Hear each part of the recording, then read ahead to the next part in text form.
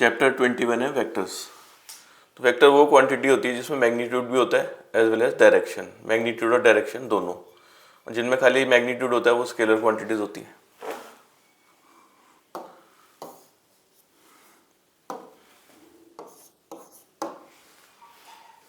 तो जैसे कोई लाइन एल है सपोज, इसका कोई पार्ट लिया हमने ए से बी की तरफ, ए से बी की डायरेक्शन में, तो डायरेक्टेड लाइन सेगमेंट इसी को वेक्टर बोलते हैं। इसको ऐसे डिनोट करते हैं, ए बी ऊपर एरो लगा के, या स्मॉल ए से डिनोट करें तो एरो लगा के। ए इसका इनिशियल पॉइंट है और बी इसका टर्मिनल पॉइंट है, और इस लाइन एल को बोलते हैं लाइन ऑफ सपोर्ट। तो distance between A and B is called the magnitude. अगर किसी बीच का डिस्टेंस निकालें तो वो उसका मैग्नीट्यूड होता है वेक्टर का। इसको ऐसे डिनोट करते हैं, मैग्नीट्यूड ए बी, या फिर ऐसे डिनोट करते हैं। नल वेक्टर होता है इसका मैग्नीट्यूड 0 और कोई भी फिक्स डायरेक्शन नहीं होती। यूनिट वेक्टर वो है, अगर मैग्नीट्यूड वेक्टर का 1 होगा तो वो वेक्टर होगा यूनिट वेक्टर। तो unit vector in the direction of A, इसकी डायरेक्शन में यूनिट वेक्टर को ऐसे डिनोट करते हैं, ए और ऊपर कैप दिखा के, और इसकी वैल्यू होती है vector A divided by its magnitude. Parallel vector, vector that act along same और पैरेलल लाइन, जो सेम लाइन के अलोंग एक्ट हो रहे हो या फिर पैरेलल लाइन में। डायरेक्शन कुछ भी हो सकती है, सेम डायरेक्शन या अपोजिट डायरेक्शन। तो अगर वो सेम डायरेक्शन होगी तो उनके बीच में एंगल 0 होगा, इन्हें लाइक पैरेलल वेक्टर बोलते हैं। और अगर डायरेक्शन अपोजिट होगी तो ये अनलाइक पैरेलल, और इसमें एंगल होगा 180। दोनों केसेस में हम लिख सकते हैं वेक्टर ए लैम्डा टाइम्स होगा बी का। Collinear vector, vector which are parallel to same vector and have either initial और टर्मिनल पॉइंट कॉमन। मतलब वो वेक्टर जो किसी सेम वेक्टर के पैरेलल होंगे या सेम लाइन के पैरेलल होंगे, लेकिन उनका कुछ ना कुछ पॉइंट कॉमन होना चाहिए, इनिशियल या टर्मिनल। जैसे ये है, ये वेक्टर ए सी हो गया और वेक्टर ए बी, ये कोलिनियर हो गए, या बी सी ए सी, ये भी कोलिनियर है। को इनिशियल वेक्टर जिनका स्टार्टिंग पॉइंट एक ही होगा, इनिशियल पॉइंट। इक्वल वेक्टर, दो वेक्टर ए और बी इक्वल होंगे अगर उनका सेम मैग्नीट्यूड होगा और डायरेक्शन भी होगा।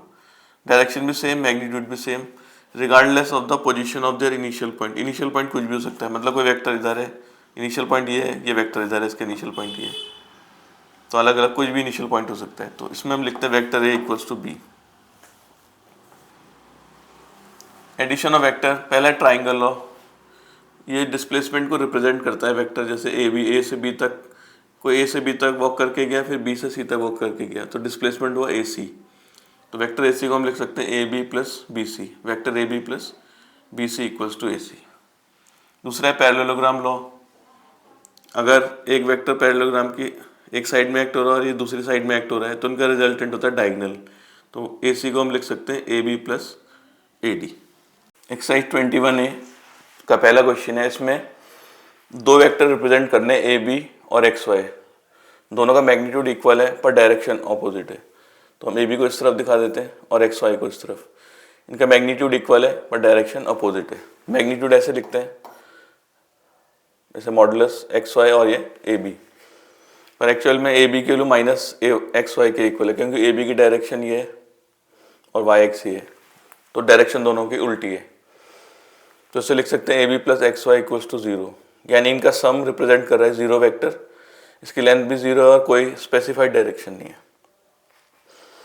सेकंड के फर्स्ट पार्ट में ए बी प्लस बी ए निकालना है, तो हम बी ए को माइनस ए बी लिख सकते हैं, क्योंकि इसकी डायरेक्शन बी टू ए होगी, इसकी ए टू बी ऑपोजिट होगी, तो ये कैंसिल। ऐसी B C plus C A plus A B निकालना है, तो बी सी प्लस सी ए के लिए होगी बी ए। डायरेक्टली लिख सकते हैं, बीच वाला पॉइंट कॉमन है, बी सी प्लस सी। अगर हम ट्राइंगल भी बनाते हैं ऐसे करके, ये बी सी और ए लेते हैं, तो B C plus C A equals to B हो जाएगा। डायरेक्टली लिख सकते हैं, बीच में सी पॉइंट कॉमन है, तो बी सी प्लस सी ए को बी ए, और ए बी को माइनस बी ए लिख सकते हैं, तो ये भी कैंसिल। फिर ये P Q plus R P plus Q R, तो P Q plus Q R लिखते हैं और आर पी अलग, तो P Q plus Q R होगा पी आर। वैसे यहाँ भी लिख सकते हैं, हाँ इसमें P Q plus Q R को पहले ले लेते हैं, क्योंकि बीच वाला पॉइंट ही कॉमन आ रहा है इसमें, तो P Q plus Q R हो जाएगा पी आर, और आर पी को माइनस पी आर, ये भी 0। थर्ड क्वेश्चन में फिगर दे रखी है, A B C D quadrilateral है और ये डायगोनल हो गए इसके, इसमें निकालना ए ई प्लस ई सी। तो चाहो तो फिगर में देख लो, ए ई प्लस ई सी करेंगे तो ए सी आएगा, या डायरेक्टली बीच वाला पॉइंट कॉमन, तो ए ई प्लस ई सी हो जाएगा ए सी। ऐसे D B plus B E, ये डी बी है और ये बी है, तो हम बी को माइनस ई बी लिख सकते हैं, अब ये डी बी में से ई बी को माइनस करेंगे तो डी ई आ जाएगा, वेक्टर डी ई। फिर A D plus D B plus B C, तो ये बीच वाला पॉइंट कॉमन हो गया, A D plus D B हो जाएगा ए बी, और ये आ गया बी सी, फिर A B plus B C हो जाएगा ए सी। ऐसे ये C B plus B E plus E A plus A B A D, C B plus B E करेंगे तो सी ई आ जाएगा, और E A plus A D E D. अब इसमें भी ई पॉइंट कॉमन है बीच में, C E plus E D C D रहेगा। फोर्थ क्वेश्चन में यही फिगर है, इसमें निकालना है D E plus minus B E, minus B E को प्लस ई बी लिख सकते हैं, और D E plus E B करेंगे तो डी बी। फिर A C plus minus B C, minus B C को प्लस सी बी लिख सकते हैं, और ए सी प्लस सी बी कितना होगा ए बी, बीच वाला पॉइंट कॉमन हो गया। फिफ्थ में एक ट्राइंगल दिया ए बी सी, इसमें निकालना है ए सी माइनस ए बी। अगर हम ए सी को ट्राइंगल लॉ से लिखते हैं तो A B plus B C equals to A C, तो ए सी की जगह लिख सकते हैं A B plus B C. वैसे भी ये पॉइंट कॉमन है बीच में, A B plus B C A C होगा, तो हमने ब्रेक करके लिख लिया A B plus B C, ये कैंसिल, ये आ गया बी सी। अब ये B A minus B C, अब बी ए को लिखना है तो लिखते हैं B C plus C A, B C plus C A, B C plus C A triangle law से बी ए आ जाएगा, ये कैंसिल, ये आ जाएगा सी ए। थर्ड पार्ट में B C minus B A, B C minus B A, फिर B C को ब्रेक करते हैं B A plus A C, B A plus A C, B C को बी ए प्लस ए सी, और ये B ए cancel, ये आ जाएगा ए सी। फिर है सी ए माइनस सी बी, ये सी ए है, इसको लिखते हैं सी बी प्लस बी ए, सी बी प्लस बी ए। वैसे बीच वाला पॉइंट कॉमन भी देख सकते हैं, सी बी प्लस बी ए सी ए होगा, सी बी कैंसिल, ये आ जाएगा बी ए। फिर है C B minus C A, C B को लिख सकते हैं C A plus A B, C A plus A B, फिर minus C A C A cancel, ये आ जाएगा ए बी। सिक्स क्वेश्चन में एक पैरेललोग्राम दिया है E F G H, first part में निकालना है E F plus F H, तो बिना फिगर देखे भी लिख सकते हैं E F plus F H होगा ई एच। वैसे ट्राइंगल लॉ से दिखेंगे E F plus F H होगा ई एच, बात एक ही है। फिर निकालना है E F minus E H, तो ई एफ को ब्रेक करते हैं E H plus H F, E F plus H F, और ई एच ऐसे रहेगा, कैंसिल, एच एफ आ जाएगा। फिर है E H minus E F, E H minus E F, E H को ब्रेक करके लिखते हैं E F plus F H, E F plus F H, और माइनस ई एफ ऐसे रहेगा, कैंसिल। फोर्थ पार्ट है F G plus F E, F G plus F E, ये parallelogram law बताया था कि दो वेक्टर अगर इसके दो एडजेसेंट साइड के अलोंग एक्ट हो रहे हैं तो रिजल्टेंट डायगोनल होता है, तो F G plus F E होगा एफ एच।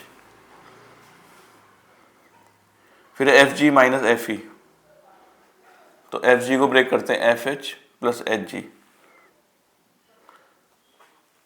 या एफ जी को हम ऐसे भी लिख सकते हैं F E plus E G, F E plus E G, ये भी बनेगा एक triangle, F E plus E G equals to F G, ताकि एफ ई कट जाए इसमें और ये आ जाएगा ई जी। सिक्स पार्ट में निकालना है F E minus F G, तो एफ ई को ब्रेक कर लेते हैं, एफ ई है, इसे लिखते हैं एफ जी प्लस जी ई, ट्राइंगल लॉ से एफ जी प्लस जी ई, ये कैंसिल। सेवेंथ पार्ट है जी ई माइनस जी एच, जी ई माइनस जी एच, तो जी ई को लिखते हैं जी एच प्लस एच ई, जी H plus H E minus जी H E, cancel, H E. फिर निकालना है H G minus H E, तो ये जो एच जी ए से लिखते हैं एच ई प्लस ई जी, ट्राइंगल लॉ से H E plus E G, ये कैंसिल, ये आ जाएगा ई जी।